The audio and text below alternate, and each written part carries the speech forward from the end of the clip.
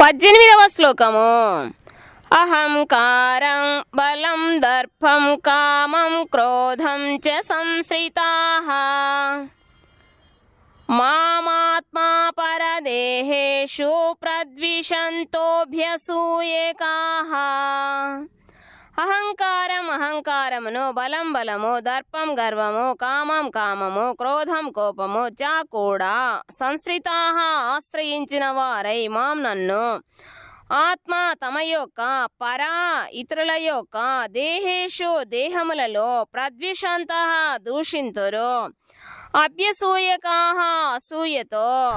అహంకారము చేత, బలము చేత, గర్వము చేత, కామము చేత, క్రోధము చేత భ్రాంతి చెందిన వారై అసుర స్వభావులు తమ దేహములలోను ఇతర దేహములలోను స్థితుడై ఉన్నట్టి దేవాదిదేవుని పట్ల అసూయ కలిగిన వారై నిజమైన ధర్మమును దూషింతురు. భాష్యము. అసురస్వభావుడు భగవానుని దేవాదిదేవత్వమును ఎల్లప్పుడూ వ్యతిరేకించుట చేత శాస్త్రములను విశ్వసించుటకు అంగీకరింపడు. అతడు శాస్త్రముల పట్ల మరియు దేవాదిదేవుడైన శ్రీకృష్ణుని అస్తిత్వము పట్ల అసూయను కలిగి ఉండును.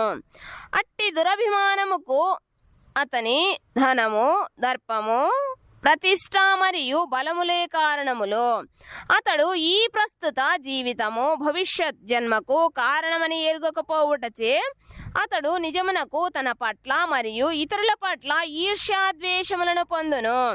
దానితో అతడు తన శరీరమును మరియు ఇతరుల శరీరమును కూడా హింసించును.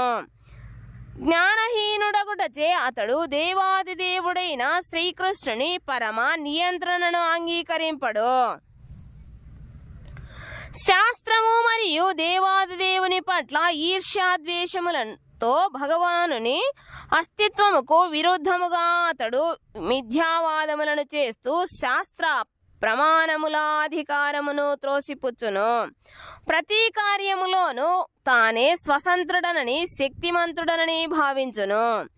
బలములో గాని, శక్తిలో గాని లేదా ధనములో గాని మరెవ్వరునూ తనతో సమానులు లేరని, తాను ఏ విధముగానైనా ప్రవర్తింపవచ్చునని, తననెవ్వరునూ అడ్డగించలేరని అతడు భావించును.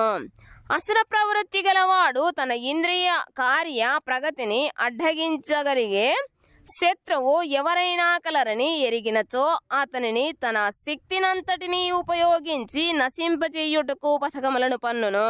19వ శ్లోకము.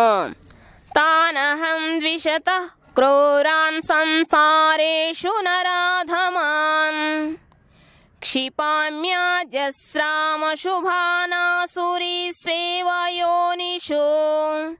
తాన్ వారిని అహం నేను ద్విషతః అసూయాద్వేషము కలిగిన వారు క్రూరాన్ క్రూరులైన సంసారేషు భవసాగరములోకి నరాధమాన్ అల్పమానవులను క్షిపామి నేను పడద్రోయుదును అజస్రం శాశ్వతముగా అశుభాన్ అపవిత్రమగు ఆసురీషు అసుర స్వభావముతో కూడిన ఏవా నిశ్చయముగా యోనిషు గర్భములలో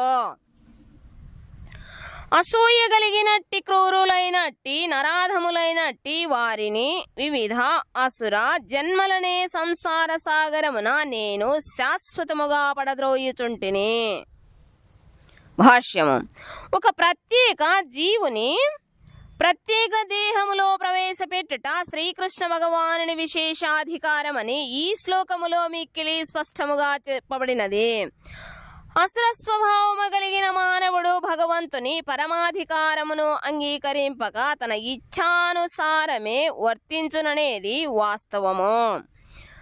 కానీ అతని తరువాతి జన్మ మాత్రము అతనిపై కాకుండా దేవాదిదేవుని నిర్ణయముపైననే ఆధారపడి ఉండును.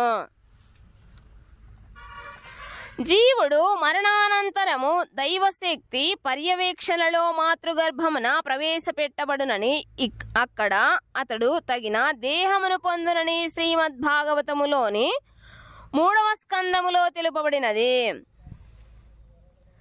కనుకనే భౌతిక జగత్తులో జంతువులు, కీటకములు, మానవులు వంటి అనేక జీవజాతులను మనము చూస్తుందుము. ఇవన్నీ శ్రీకృష్ణ భగవానుని శక్తి చేత ఏర్పరచబడినవే గాని యాదృచ్ఛములు కావు. అసుర స్వభావులకు సంబంధించినంత వరకు వారెల్లప్పుడూ అసురయోనులలోనే ఉంచబడదురని, దానితో వారు ఈర్ష్యాసూయలను కలిగిన వారగును, నరాధములుగాను కొనసాగుతుందురని ఇక్కడ స్పష్టముగా చెప్పబడినది. అట్టి మానవులు ఎల్లప్పుడూ కామపూరితులుగాను, హింసా ప్రవృత్తితో నిండి ఉన్నట్టి వారుగాను, ద్వేషముతో నిండి ఎల్లప్పుడూ అపవిత్రులుగా ఉందురు. అరణ్యములలో నివసించు అనేక రకముల వేటగాళ్ళు అట్టి అసుర జీవజాతికి చెందిన వారుగా పరిగణించబడుదురు. 20వ శ్లోకము. ఆసురీం యోనిమాపన్నా మూఢా జన్మని జన్మని మామ ప్రాప్యైవ కౌంతేయ తతో యాంత్యధామాం గతిం. ఆసురీం అసుర సంబంధమైన యోనిం జీవజాతిని ఆపన్నాహు పొందిన వారై మూఢాహ మూఢులు జన్మని జన్మని జన్మజన్మలకు మాం నన్ను అప్రాప్య పొందకనే ఏవా నిశ్చయముగా కౌంతేయ ఓ కుంతి పుత్ర తతః ఆ తరువాత యాంతి పొందుదురు అధమాం అధమమైన గతిం గమ్యమును. ఓ కౌంతేయ, అసుర జీవజాతులందే పదే పదే జన్మిస్తూ అట్టివారు నన్ను ఎన్నడూ పొందలేరు. క్రమముగా వారు అత్యంత అధమ జన్మలకు పతనము చెందుదురు. భాష్యము.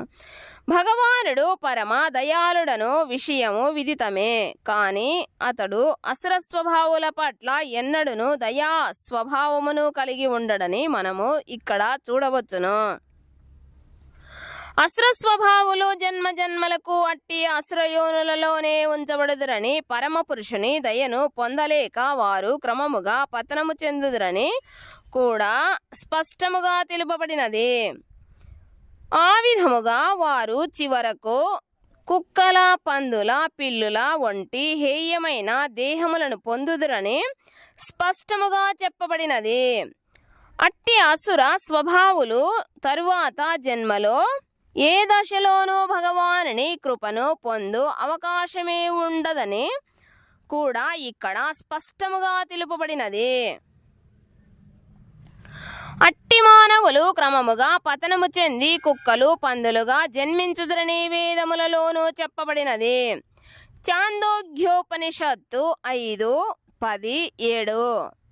భగవానుడు అట్టి అసుర స్వభావుల పట్ల దయలేనివాడైనచో అతనిని పరమ దయాళునిగా ప్రకటించకూడదని ఎవరైనానో వాదింపవచ్చును. అట్టి ప్రశ్నకు సమాధానముగా దేవాదిదేవుడు ఎవ్వరి పట్లను ద్వేషమును కలిగి ఉండడని వేదాంత సూత్రము 2:1-34 నుండి మనము ఎరుగవచ్చును. అసుర స్వభావులను అధమ జన్మలలోకి పడద్రోయుట కూడా భగవంతుని దయకు మరొక లక్షణము. ఉదాహరణకు భగవంతుని వధించబడుట అసురులకు శుభమే కాగలదు. ఎందుకనగా దేవాదిదేవుడైన శ్రీకృష్ణ భగవానునిచే వధించబడిన వారందరూ ముక్తిని పొందుదురని వైదిక గ్రంథములలో చెప్పబడినది. పురాణములలో రావణుడు, కంసుడు, హిరణ్యకశిపుడు వంటి అనేక అసురుల చరిత్రలే ఇందుకు నిదర్శనములు. వారిని వధించుటకే భగవానుడు వివిధ అవతారములను దాల్చెను.